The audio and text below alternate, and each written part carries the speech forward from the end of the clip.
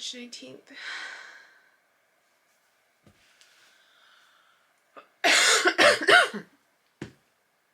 So tired. Stayed up again. Just trying to at least have a working on my midterm. Well, and then I have another midterm next week. So it's like, and more papers are coming due. So I'm trying to maximize my time, even if I stay up late. But the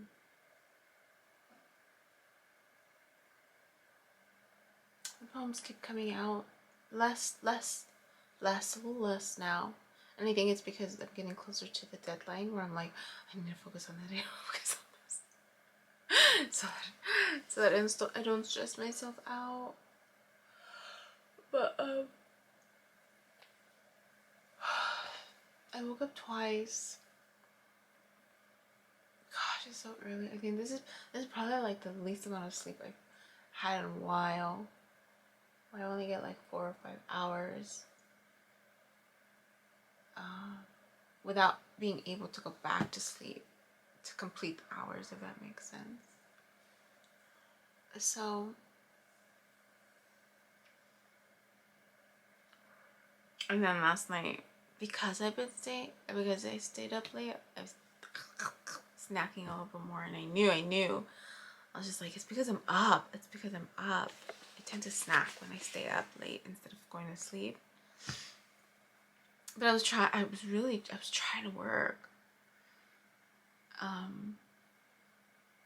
But I can't do that. Like I realized it, and I was like, oh, I can't do this. I can't do that. It's not healthy for me.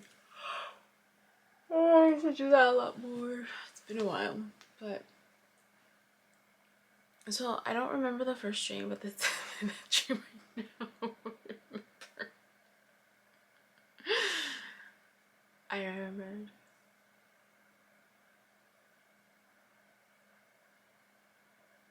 You know, I was even reflecting on yesterday, this element of choosing someone. And remembering like a year and a half ago what my thoughts were on choosing someone. I would have to choose someone as if they're property. I think I said something like that. I have to go back and look at myself. I'll probably include the link and look for that video about choosing.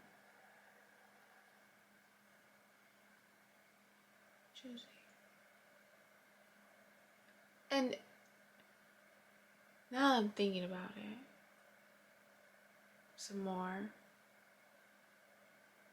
It's not that I'm choosing like property. I wonder why I thought about it that way then. Now I want to go back and listen to my self-talk to see if it triggers where my thought process was.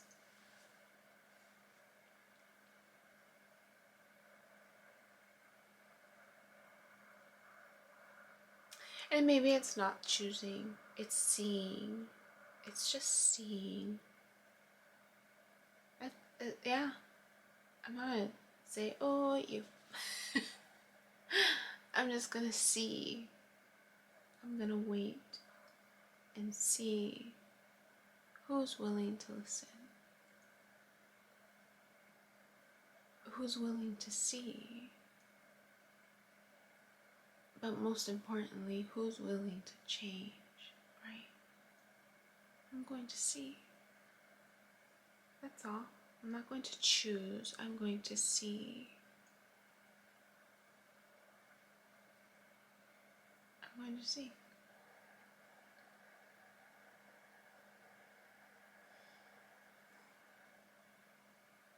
Because people have a choice. That's the thing. We always have a choice. So choosing is not a... It's just a natural part of existence, really. Choosing is a natural part of existence. Even not choosing is a choice.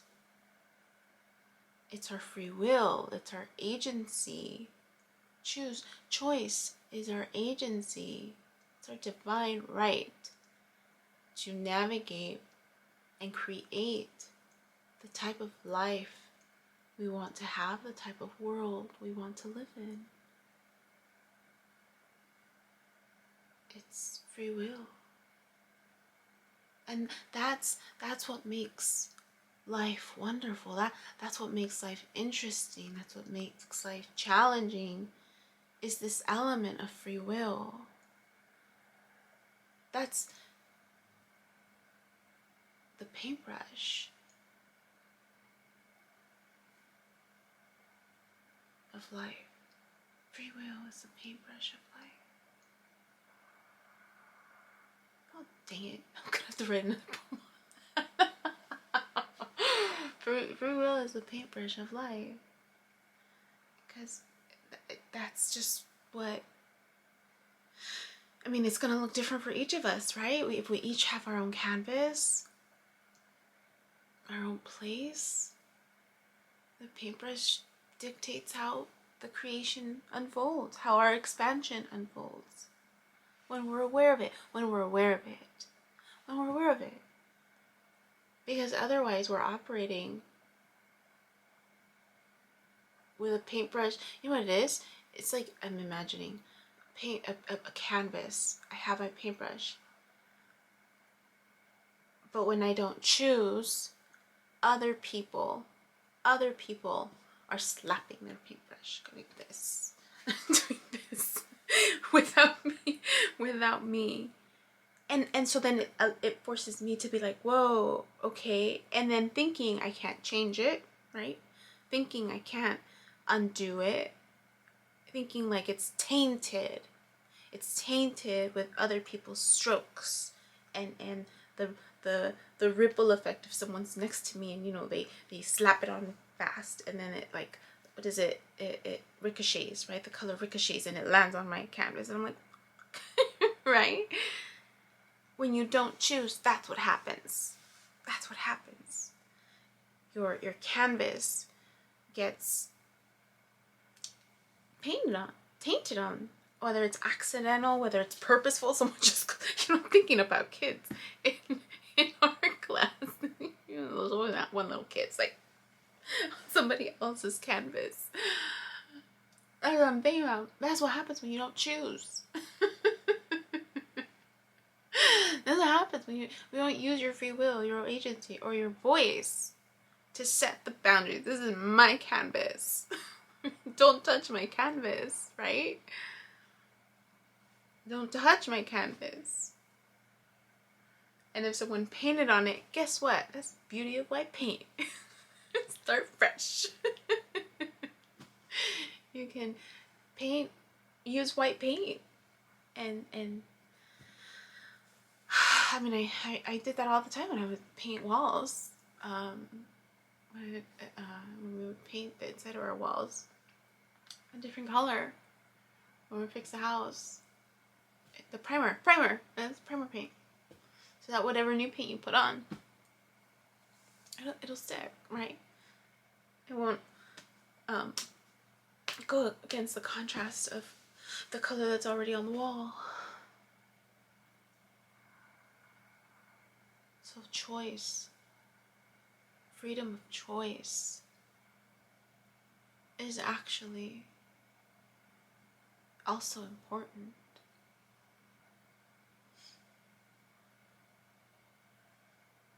The choice of how I use my canvas, how I protect my canvas, or, you know, am I allowing other people's messes, right? Chaotically organized, beautiful messes overlap into mine? How am I responding to that? Am I flowing with that energy? Does it flow with my energy of what I'm going to create? Or do I need to set boundaries so that I can feel a little more like, you know, in control and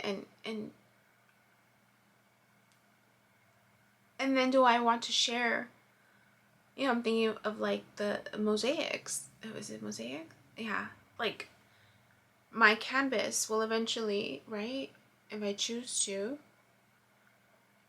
put it with all these other canvases, and then together it creates this beautiful, wonderful masterpiece of interconnected messes. Interconnected, chaotically organized, beautiful messes. That's inside. That's another poem that I wrote. That one got evoked. I was having another imaginary conversation with this person whom I have yet to hang out with. But it was about, I was going to ask him, I'm going to ask him if anyone's ever told him what their favorite part of what they've watched and read about him is. And I was going to tell him what my favorite part was. And I was going to tell him what my favorite part was. And one of them, I said, in my imaginary conversation with him, I'm like, it's not what people say that I really liked. It's not what people say. That was my favorite part. My favorite part was the part of a short YouTube video that he made for some type of art program with kids, I think. There's this part, a slight little part where he's comparing his space. He's talking about the 4 elements of hip hop, and he's comparing his space, I guess, to another artist. And there's a split second where he's reflecting on his space. And he says, you know, there's a lot more going on, something like that. His space. That was my favorite part. Right there, that split second where he says that. I've got a lot going on in my space. That was my favorite part out of everything that I came across. Because it shed a little, and I was like, ooh, you is messy when you work. You is messy when you work. And I just started laughing. And then the moment that I do that, I look up at my workspace.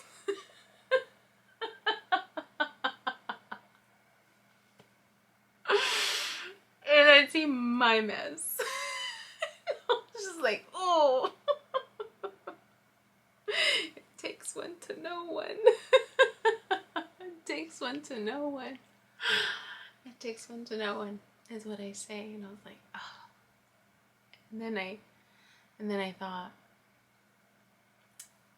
well, if life is messy, right, but organized, like I know where all my stuff is in this mess, and if life is also beautiful, right, chaotically beautiful, because even within the chaos you can find beauty, right, this element of duality, then I call my situation, right, my space, a chaotically organized, beautiful mess.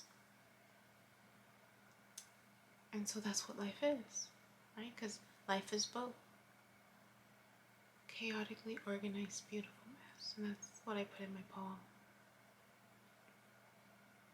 So I was going to share that with him. Because I want to see his reaction. Or was I saying that? I don't remember when I was saying that. Oh, the canvas. Choice. So we all have a choice. And I'm sharing this because in my dream, I'm in this classroom. And I'm trying to speak. But no one is listening. And somehow there's this element that everybody's on mute. Or I'm on mute, I think. Because I can hear everybody's conversations. And it's all their drama, their stuff that's good. It's valid stuff. They have stuff going on, but no one is listening to me. So I get this amazing dessert. And I think I was going to talk about the dessert, but no one's listening. I take it back to my desk. And I'm about to eat it. And then all of a sudden the teacher presses unmute. Unmute. And I'm just about to enjoy my dessert. And then all of a sudden someone's just like, that looks good. And then I just turn to them and I'm like, would you like some? Would you like some? And they taste it. And then the people behind me too, they want some too. I have this beautiful, creative dessert that I'm getting ready to eat. And I start sharing. Like all of a sudden, and I know it's because the teacher like pressed like the unmute button. Isn't that wild? But anyways, I got less than 30 minutes to get ready for my clients. So I'll end there. Bye. Hi. My name is Yubi, and in case you haven't figured it out, this footage is capturing my experience as I learn to navigate my personal spiritual awakening. I am learning that this experience is unique to each one of us, in whatever way we believe we are embracing living our truth. This just happens to be my journey. And despite me having a graduate degree and a license in clinical social work, this by no means is intended to replace any type of mental health advice. This is just me on a personal level, documenting my experience, shedding light on the truth that I am learning and discovering for myself, and really inviting you along for the ride. If by some magical chance you find this content to be helpful in any way, shape, or form, please click the like button, share the message, subscribe to my YouTube channel. I have an Instagram account, a personal one, and one specifically for this channel that you're more than welcome to check out. I'm an open book. I have also created t-shirt designs. I'm wearing my favorite one right now, which is the North Node design, but I have that and other things that you can look at inspired by this process and journey, and I have the link in the description box as well as in the about section of my YouTube channel. So you're more than welcome to check those items out. Any type of support is great. Again, if you find this content really helpful or meaningful, sometimes when we take that step and be vulnerable, with showing what's inside our hearts and what's really our truth, we realize that we're much more connected than what we thought we were. And so I hope that as I'm living this experience and that you find some type of truth for yourself, or find some type of ability to heal in some way just by relating, just by knowing that you're not alone. That really has been my goal with this process, not just being able to connect with others, but really for my own healing. It's definitely been a therapeutic experience and a very creative one for myself. So I thank you, and I wish you all the best, and we'll see what else comes next for me.